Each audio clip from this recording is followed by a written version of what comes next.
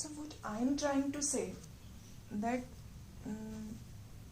when I personally visited in the rural areas, I have seen many cases, so many cases, जिसमें लड़कियां जिनसे मेरी बात होती है, 1-to-1 बात होती है, वो बोलती हैं कि मैम क्योंकि मुझे दहेज नहीं मिला या मुझे दहेज कम मिला, जिसकी वजह से मुझे टॉर्चर किया जाता है।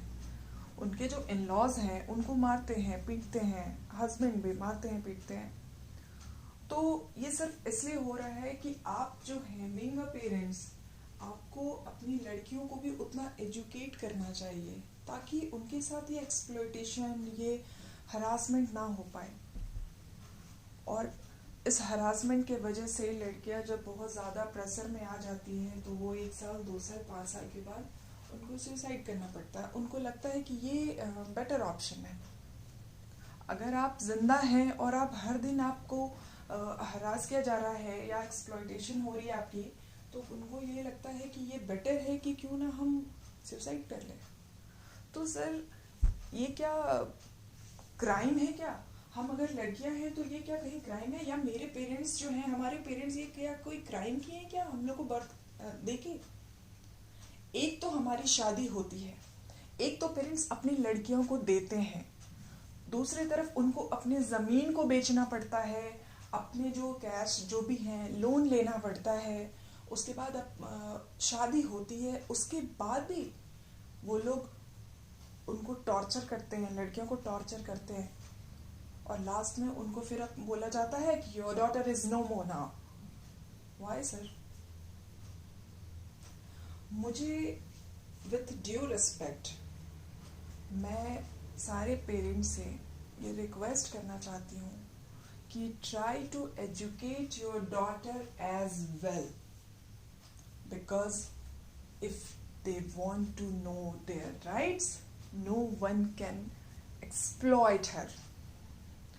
अगर उनको अपने मूल अधिकारों का पता होगा तो कोई उनके साथ वो हरासमेंट नहीं करेगा, उनको एक्सप्लॉइट नहीं कर सकता। They can go for the court.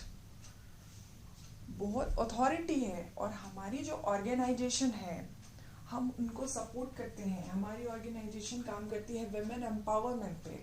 तो जो विमेन एम्पावरमेंट में और जो उनके राइट्स हैं, हम लोग अवेयर कराया जाता है उनको कि what are your rights, what are their rights. तो अगर उनके साथ ऐसा होता है तो हम उनसे पर्सनली बात करते हैं, 1-to-1 बात होती है हमारी कि, तो इससे मुझे पता चलता है कि ये अभी भी सर मैक्सिमम जगह पे, मैक्सिमम इन झारखंड तो मतलब बहुत ज़्यादा केसेस हैं यहाँ पे कि जहाँ पे डाउरी के लिए उनको मारा जाता है। कल की बात है, मुझे एक लड़की ने कॉल किया कि मैम मेरी शादी हुई, प्रॉपर तरीके से हुई, पूरा डाउरी भी दिया गया शादी करने के लिए, मेरे फादर बहुत सारे लोन भी लिए, बट स्टिल उनके इन लॉज उसको मारे पीटे, उसके हस्बैंड ने उसको मारा पीटा। तो सर ये कौन सा क्राइम है? ये कौन सा समझ नहीं आता मेरे। जितने पैसे आप अपनी लड़की की शादी के लिए जमा करते हैं, तो ये मेरा रिक्वेस्ट है कि उस पैसे को वहां पे नहीं लगा के या जमा नहीं करके आप अपनी बेटियों को उतना एजुकेट करें कि ये टाइम नहीं आए कि आपको उनको डाउरी देना पड़े, और वो इतनी कैपेबल हो, वो सेल्फ ड्रिवन हो, इंडिपेंडेंट हो कि उनको किसी के आगे हाथ फैलाना नहीं पड़े। ठीक है, अगर सपोर्ट मिलता है, मेंटल सपोर्ट है, या अगर सपोर्ट है फैमिली का, इन लॉ साइड से या हस्बैंड साइड से, इट्स गुड, ये बहुत अच्छा है, मैं डिनाई नहीं कर रही हूँ, इट्स गुड। बट अगर इन केस वैसा नहीं होता है जैसा हम चाहते हैं, तो अगर हम उतने कैपेबल होंगे या हम उतने एजुकेटेड होंगे तो हम खुद से अपना वो काम कर सकते हैं। मुझे किसी की ज़रूरत नहीं होनी चाहिए। अगर कोई करता है हेल्प तो इट्स गुड, अगर नहीं करता है it's okay, it's fine, I don't have any problem with that. तो यहाँ पे हमें क्या करना है? यहाँ पे हमें एजुकेट करना है, उनको अपने जो राइट्स हैं, मूल अधिकार हैं, उनके बारे में पता कराना है, जागरूक कराना है, अवेयर कराना है। और इन केस अगर इफ तो भी उनके साथ अगर ऐसा कुछ कभी होता है तो they can go for the court. और बहुत सारे जो ये तो पनिशेबल ऑफेंस है ना, ये पनिशेबल ऑफेंस है डाउरी लेना, और अगर आप हरास करें तो बहुत सारे प्रोविजंस है इसमें, पनिशमेंट है, फिर इम्प्रिजनमेंट है विद फाइन ऑल्सो, पेनल्टी है, फाइन है सॉरी।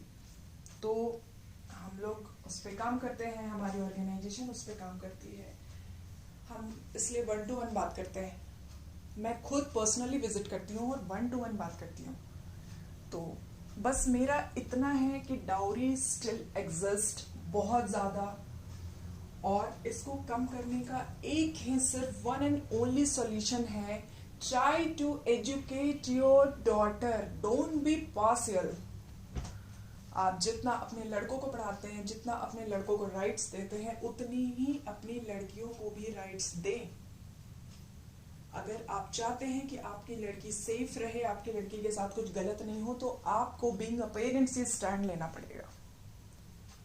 अदरवाइज ये जो क्राइम चल रहा है ये चलता रहेगा।